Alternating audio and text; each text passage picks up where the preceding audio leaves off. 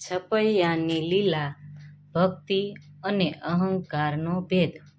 ભગવાન શ્રી સ્વામિનારાયણનું બાળપણનું નામ ઘનશ્યામ હતું અને તેમનો જન્મ ઉત્તર પ્રદેશના પવિત્ર ગામ છપૈયામાં થયો હતો.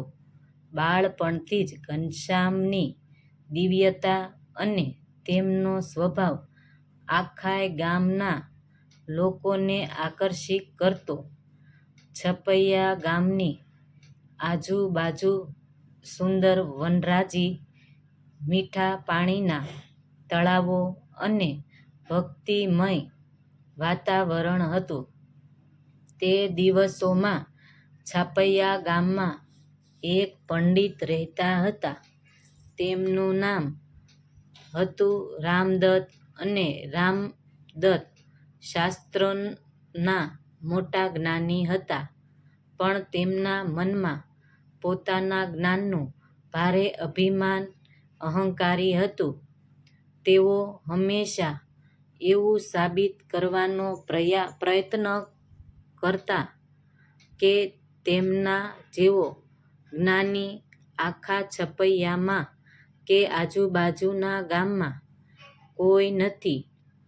એક દિવસ છપૈયાના મંદિરના ચોકમાં ગામના લોકો ભેગા થયા હતા. ત્યાં ધર્મદેવ, ઘનશ્યામના પિતા અને નાના ઘનશ્યામ પણ બિરાજમાન હતા. પંડિત રામાનંદ ત્યાં આવ્યા અને પોતાની વિદ્વતાનું પ્રદર્શન કરવા માટે અંધારા શ્લોકો બોલવા લાગ્યા. તેઓ ધર્મદેવ સાથે શાસ્ત્ર કરવા માંગતા હતા, જેથી બધાની સામે પોતાની જીત સાબિત કરી શકે. જ્યારે રામાનંદ અહંકારથી બોલી રહ્યા હતા, ત્યારે બાળ ઘનશ્યામ માત્ર મંદ હસી રહ્યા હતા. ઘનશ્યામનું આ હાસ્ય જોઈને પંડિત રામાનંદ ખીજાયા.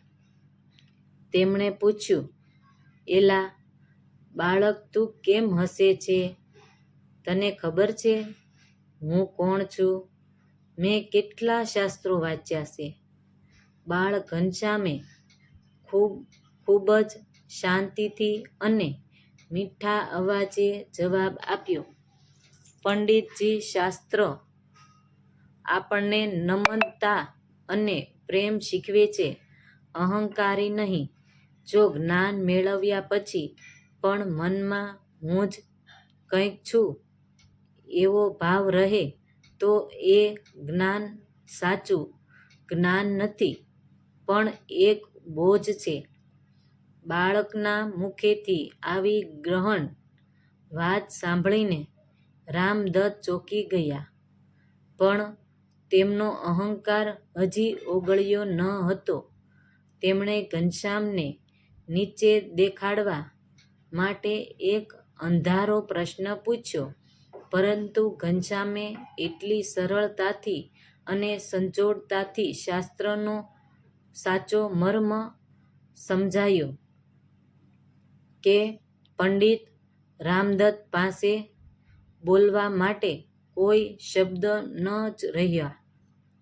એ જ ક્ષણે રામદત્તને સમજાયું કે આ કોઈ સાધારણ બાળક નથી, પણ સાક્ષાત ભગવાનનું સ્વરૂપ છે. તેમનો બધો જ અહંકાર ઓગળી ગયો. તેઓ ઘનશ્યામના ચરણોમાં નમી પડતા અને બોલ્યા, "હે પ્રભુ, મને માફ કરી.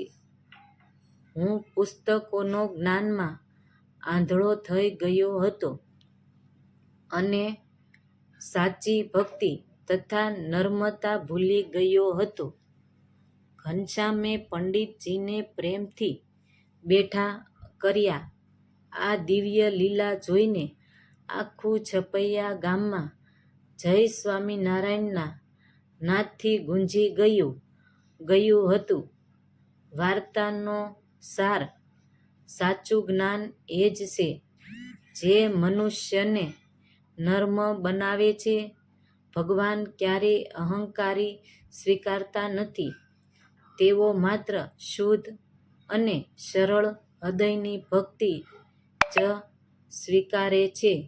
આ વિડીયો ગમ્યો હોય તો લાઈક, શેર ઓર સબસ્ક્રાઈબ કરવાનું ભૂલતા નહીં.